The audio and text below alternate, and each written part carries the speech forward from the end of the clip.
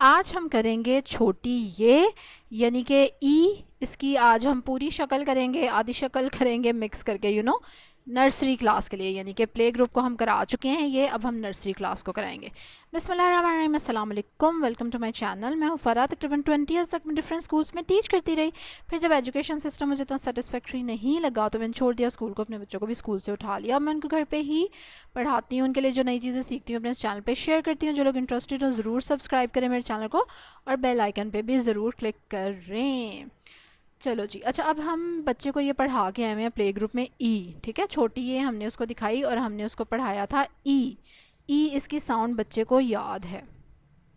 ठीक है, चाबी प्ले ग्रुप में भी हमने उसको यही पिक्चर दिखाई थी और हमने उसको यही पढ़ाया था कि ई चाबी, चाबी में ई की आवाज़ आ रही है ना, तो चाबी। ठीक है, यहाँ पे भी ये देखें 20 ब ई स। ठीक है, 20, तो ई ही आवाज़ आएगी और हमने उसको यही ई की शक्ल याद कराई हुई है। इस ई की शक्ल य, ये हमने उसको अलग से भी यक्का कराया हुआ है। ठीक है, अगर बच्चे को वो याद है तो बड़ी अच्छी बात है, कोई बात नहीं, आप उसको कहें कि ठीक है बेटा इसको य भी कहते हैं और ई की आधी शक्ल भी ऐसी होती है। ठीक है, ई की आधी शक्ल भी ऐसी होती है, इसको ई भी कहते हैं, इसको य भी कहते हैं।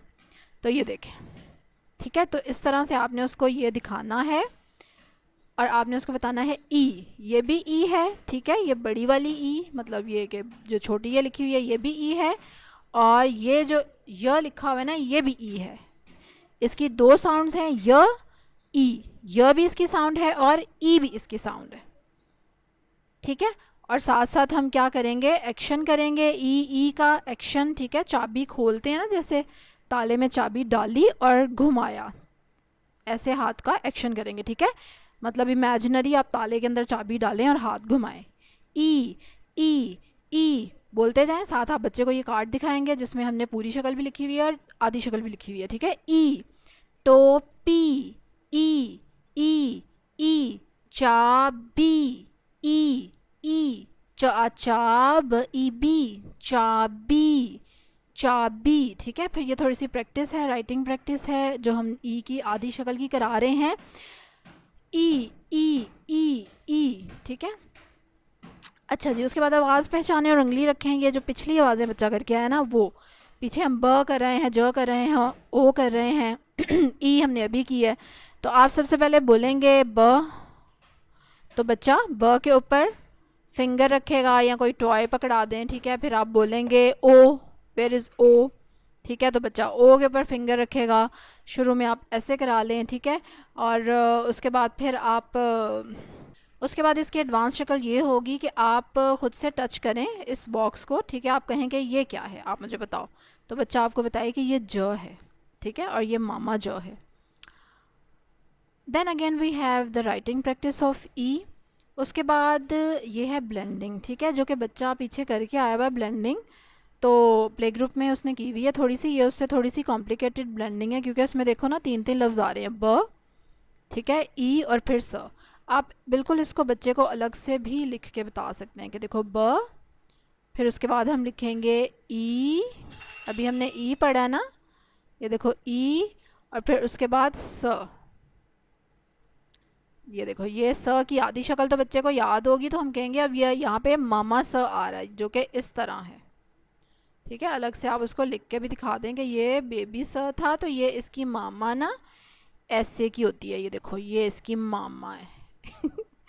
ठीक हो गया, तो फिर इस तरह से बच्चे को थोड़ी सी अंडरस्टैंडिंग हो जाएगी कि अच्छा ये हो रहा है इधर। 20 ब ई स 20, ब ई न बीन, ब ई न बीन। ठीक है, अब न की भी पूरी शक्ल अभी बच्चे ने नहीं की, तो आप उसको बता देंगे कि हम न पढ़ के आए थे ना, तो ये बेबी ना था, तो ये उसकी मामा है ना, मामा ना ऐसे की है।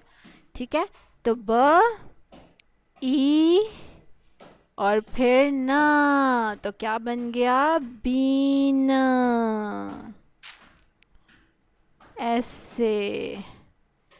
ठीक है, तो ये ब्लेंडिंग हो जाएगी ई की, और फिर बच्चे को थोड़ा सा क्लियर हो जाएगा ई क्या है। ठीक है, और ई की आधी शक्ल ऐसे की भी होती है। जो प्ले ग्रुप में वो ई करके आया था ना, उसमें आधी शक्ल वाली ब्लेंडिंग नहीं थी, उसमें पूरी शक्ल वाली ही ब्लेंडिंग थी। ठीक है, वो मैं आपको दिखाती हूँ। ये देखें, ठीक है, प्ले ग्रुप में वो ई करके आया हुआ है, ठीक है, इस तरह से। और ये थी इसकी ब्लेंडिंग, ये अ ई ई ब ई बी। ई की आधी शक्ल हमने यहाँ पे इन्वॉल्व नहीं की हुई थी, जो कि अब हमने उसको नर्सरी में करा दी है। ठीक हो गया। तो ये हमने बच्चे को ई पढ़ा दिया। ये है नर्सरी क्लास की वर्कबुक। ऑलराइट, चलें जी, तो आज हमने स्टार्ट की है अपनी नर्सरी क्लास की वर्कबुक। इसके मैंने ब और ज पहले भी बना चुकी हूँ, और इंशाल्लाह अब मेरा प्लान है कि मैं इसके सारे अल्फ़ाबेट्स ना कवर करूँ। तो अगर आप बिल्कुल ये देखना चाहते हैं साथ साथ सारे अल्फ़ाबेट्स को, तो फटाफट से सब्सक्राइब करें मेरे चैनल को।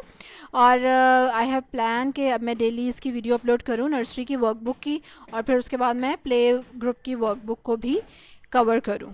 ठीक है, इसके साथ साथ आप बच्चे को बहुत ज़्यादा रीडिंग करेंगे बच्चे के लिए, स्टोरी बुक्स की, उर्दू की, और इसके अलावा आप 1 क्लास की बुक बाय कर सकते हैं, वो भी आप बच्चे को रीड कर सकते हैं। You know, reading is very important. बच्चे का लिसन करना बहुत इंपॉर्टेंट है उस लैंग्वेज को जिसको वो सीख रहा है।